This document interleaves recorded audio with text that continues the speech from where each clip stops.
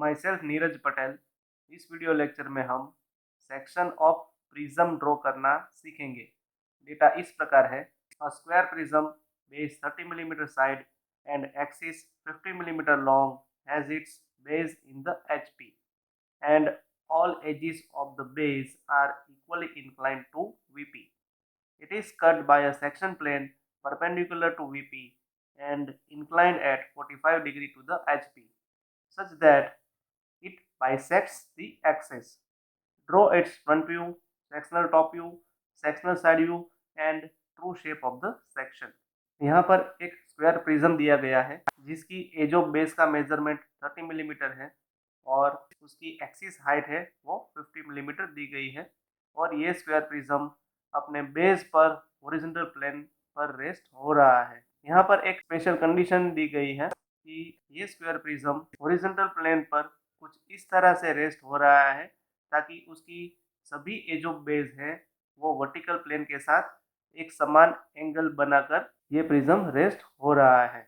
इसलिए यहाँ पर इस प्रॉब्लम में हमें ये स्क्वायर प्रिज्म की जो चारों एज ऑफ बेसिस है उसे 45 डिग्री के एंगल पर ड्रॉ करना पड़ेगा ताकि चारों एज ऑफ बेसिस है वो वर्टिकल प्लेन के साथ एक समान एंगल यानी 45 डिग्री का एंगल बना सके। साथ ही यहाँ पर दिया गया है कि ये स्क्वायर प्रिज्म एक सेक्शन प्लेन जो कि वर्टिकल प्लेन के साथ परपेंडिकुलर है और हॉरिजॉन्टल प्लेन के साथ 45 डिग्री का एंगल बना रहा है। ऐसा सेक्शन प्लेन इस स्क्वायर प्रिज्म की एक्सिस को बाइसेक्ट कर रहा है यानी इस सेक्शन प्लेन से प्रिज्म के एक्सिस के दो इक्वल डिवीजन हो रहे हैं। इस तरह से ये स्क्वायर प्रिज्म कट हो रहा है।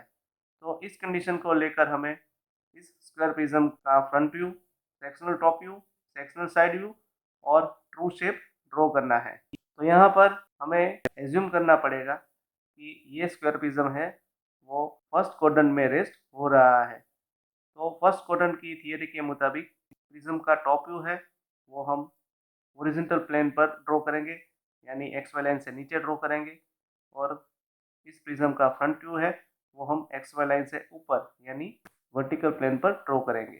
तो इस कंडीशन से अगर हम इस प्रिज्म को देखें तो टॉप व्यू में हमें एक 30 मिलीमीटर साइज का स्क्वायर नज़र आएगा। तो सबसे पहले हम एक्स वाई लाइन से नीचे 30 मिलीमीटर साइज का एक स्क्वायर बनाएंगे। लेकिन यहाँ पर एक कंडीशन हमें दी गई है कि ये स्क्वायर प्रिज्म की चारों एज ऑफ बेस है वो वर्टिकल प्लेन के साथ इक्वली इंक्लाइन है यानी हमें इस स्क्वायर को 45 डिग्री के एंगल पर ड्रॉ करना पड़ेगा। तो सबसे पहले हम एक्स वाई लाइन से नीचे 45 डिग्री के एंगल पर 30 मिलीमीटर साइड का एक स्क्वायर ड्रॉ करेंगे। यहाँ हम मार्क करेंगे पॉइंट 1, देन 2, 3 एंड 4।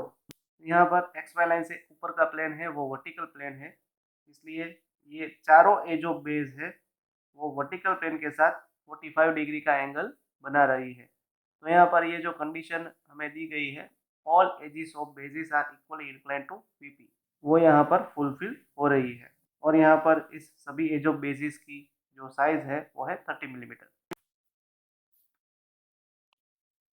अब हम इन सभी पॉइंट में से नीचे से ऊपर की दिशा में प्रोजेक्शन लाइन ड्रॉ करके 50 मिलीमीटर एक्सिस हाइट का एक रेक्टेंगल ड्रॉ करेंगे। यहाँ पर 1, 2, 3 और 4 पॉइंट्स है वो इस स्क्वायर प्रिज्म के बेस के पॉइंट्स है। तो यहाँ हम मार्क करेंगे पॉइंट 1 डैश, यहाँ मिलेगा 2 dash and 3 dash and 4 dash. ऐसे ही 4 पॉइंट्स हमें इस प्रिज्म के टॉप में भी मिलेंगे। तो यहाँ हम मार्क करेंगे point A, then point B, then C and point D. तो ऊपर हम मार्क करेंगे यहाँ A dash, then B dash, then C dash and D dash. तो पॉइंट 1, 2, 3 और 4 है वो इस प्रिज्म के बेस के 4 पॉइंट्स हैं और point A B C D और पॉइंट ए बी सी और डी है वो इस प्रिज्म के टॉप के 4 पॉइंट है। यहाँ पर इस प्रिज्म की एक्सिस हाइट है वो है 50 मिलीमीटर। यहाँ पर आगे हमें बताया गया है कि एक सेक्शन प्लेन है जो कि वर्टिकल प्लेन के साथ परपेंडिकुलर है और हॉरिजॉन्टल प्लेन के साथ 45 डिग्री का एंगल बनाकर इस प्रिज्म की एक्सिस को बाइसेक्ट कर रहा है यानी इस प्रिज्म की एक्सिस को दो इक्वल डिवीजन में कट कर रहा है। तो अब हम XY लाइन से एक्सिस लाइन पर इस एक्सिस का मिड पॉइंट यानी 25 मिलीमीटर ऊपर मार्किंग करेंगे और इस पॉइंट में से हम 45 डिग्री के एंगल पर कटिंग प्लेन लाइन ड्रॉ करेंगे।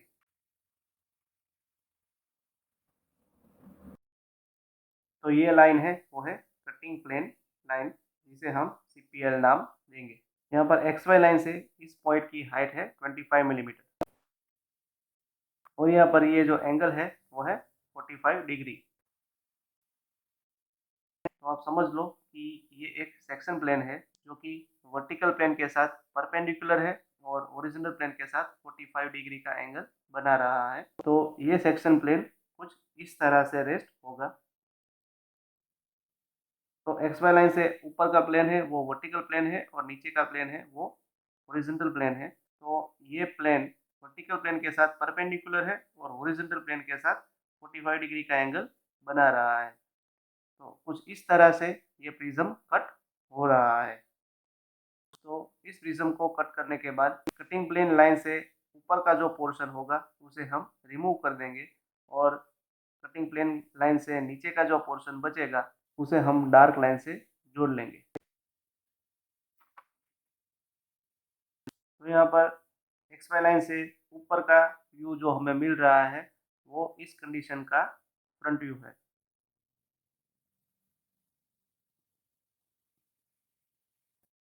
अब हम सेक्शनल टॉप व्यू ड्रॉ करेंगे। इसके लिए ये कटिंग प्लेन लाइन इस लॉन्गर एजिस को जहाँ पर भी टच हो रही है वहाँ पर हम पॉइंट मार्क करेंगे। तो यहाँ मिलेगा P1 डैश, यहाँ मिलेगा P2 डैश और यहाँ मिलेगा P3 डैश। अब हम P1 डैश, P2 डैश और P3 डैश को टॉप व्यू में ट्रांसफर करेंगे। तो P1 डैश है वो longer edge A dash 1 dash के बीच में है। तो टॉप व्यू में हमें पॉइंट P1 1A पर मिलेगा। तो यहाँ हम मार्क करेंगे point P1। Same way P2 dash है वो longer edge 2 dash B dash और 4 डैश D डैश के बीच में है। तो टॉप व्यू में हमें पॉइंट P2 है वो 2B पर मिलेगा। तो यहाँ हम मार्क करेंगे पॉइंट P2 और पॉइंट 4D पर मिलेगा। तो यहाँ भी हम मार्क करेंगे point P2। Then P3 dash है वो longer edge C dash 3 dash के बीच में है। तो टॉप व्यू में हमें पॉइंट P3 है वो 3C पर मिलेगा। तो यहाँ हम मार्क करेंगे पॉइंट P3।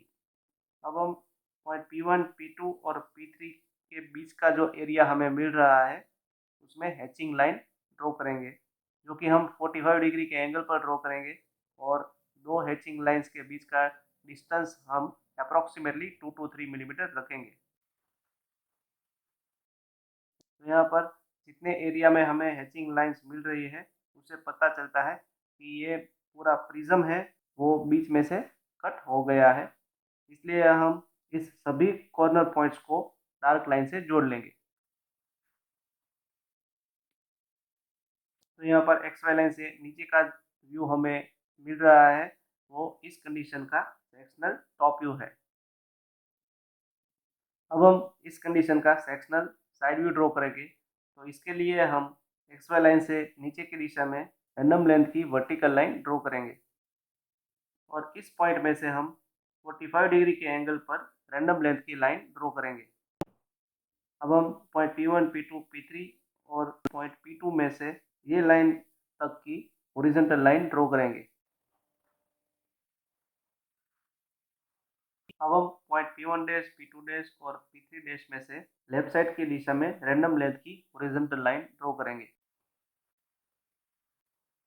अब हम पॉइंट P1 में से हमने जो ये हॉरिजॉन्टल लाइन ड्रॉ की है इस लाइन के ये पॉइंट में से हम वर्टिकल लाइन ड्रॉ करेंगे और उसे P1 डैश की हॉरिजॉन्टल लाइन से इंटरसेक्ट करवाएंगे। तो P1 की ये प्रोजेक्शन लाइन P1 डैश की प्रोजेक्शन लाइन से जहाँ मिलेगी वहाँ मिलेगा हमें P1 डबल डैश। अब हम P2 में से जो हमने ये प्रोजेक्शन लाइन ड्रॉ की है उसके ये पॉइंट में से हम वर्टिकल लाइन ड्रॉ करेंगे और उसे P2 डैश की प्रोजेक्शन लाइन से इंटरसेक्ट करवाएंगे। तो पॉइंट P2 की प्रोजेक्शन लाइन P2 डैश की प्रोजेक्शन लाइन से जहाँ मिलेगी वहाँ मिलेगा point P2 double dash. Then point P3 में से ये हमने प्रोजेक्शन लाइन ड्रॉ की है, ये प्रोजेक्शन लाइन P3 डैश की प्रोजेक्शन लाइन से जहाँ मिलेगी वहाँ मिलेगा पॉइंट P3 डबल डैश। ये पॉइंट P2 में से हमने जो प्रोजेक्शन लाइन ड्रॉ की है उसके इस पॉइंट में से हम ऊपर की दिशा में प्रोजेक्शन लाइन ड्रॉ करेंगे और उसे P2 डैश की प्रोजेक्शन लाइन से इंटरसेक्ट करवाएंगे। तो ये P2 पॉइंट की प्रोजेक्शन लाइन P2 डैश की प्रोजेक्शन लाइन से जहाँ मिलेगी वहाँ मिलेगा पॉइंट P2 डबल डैश। तो यहाँ पर पॉइंट 1, 2, 3 और 4 को हम प्रोजेक्शन लाइन से साइड व्यू में ट्रांसफर करेंगे। तो पॉइंट 1 की प्रोजेक्शन लाइन 1 डैश की प्रोजेक्शन लाइन से जहाँ मिलेगी वहाँ मिलेगा 1 डबल डैश। पॉइंट 2 की प्रोजेक्शन लाइन पॉइंट 2 डैश की प्रोजेक्शन लाइन से जहाँ मिलेगी वहाँ मिलेगा 2 डबल डैश। देन पॉइंट 3 की प्रोजेक्शन लाइन 3 डैश की प्रोजेक्शन लाइन से जहाँ मिलेगी वहाँ मिलेगा 3 डबल डैश। और पॉइंट 4 की प्रोजेक्शन लाइन 4 डैश की प्रोजेक्शन लाइन से जहाँ मिलेगी वहाँ मिलेगा पॉइंट 4 डबल डैश। अब हम point P1 double dash, P2 double dash, P3 double dash, P2 double dash और P1 डबल डैश को डार्क लाइन से जोड़ लेंगे। यहाँ पर फ्रंट व्यू में हमें 3 डैश से P3 डैश की लाइन है वो डार्क लाइन मिल रही है। तो यहाँ पर साइड व्यू में भी हमें 3 डबल डैश से P3 डबल डैश की लाइन डार्क लाइन मिलेगी। सेम वे यहाँ पर 2 डैश P2 डैश और 4 डैश P2 डैश की लाइन भी हमें डार्क लाइन ही मिलेगी। तो यहाँ पर इस लाइन को हम डार्क लाइन से जोड़ लेंगे। तो साइड व्यू में भी हम 2 double dash P2 double dash और 4 double dash P2 double dash line को डार्क लाइन से जोड़ लेंगे। और यहाँ पर 1 डैश 2 डैश 3 डैश और 4 डैश ये जो एज ऑफ बेसिस है उसमें कुछ भी कटिंग नहीं हो रहा है। तो साइड व्यू में भी हम 1 double dash 2 double dash 3 double dash और 4 डबल डैश की जो लाइन है उसे डार्क लाइन से जोड़ लेंगे। अब हम ये जो एरिया हमें मिल रहा है उसमें हम हैचिंग लाइंस ड्रॉ करेंगे जो कि हम 45 डिग्री के एंगल पर ड्रॉ करेंगे और दो लाइंस के बीच का डिस्टेंस रहेगा अप्रॉक्सीमेटली 2 to 3 मिलीमीटर। तो यहाँ पर P1, P2, P3, P2 और P1 पॉइंट्स के बीच का जो एरिया है वो कट सरफेस एरिया है। सेम वे यहाँ पर भी P1 double dash, P2 double dash, P3 double dash, P2 double dash और P1 डबल डैश पॉइंट्स के बीच का जो एरिया है वो भी कट सरफेस एरिया है। तो ये व्यू हमें मिल रहा है वो है इस कंडीशन का sectional right hand side view.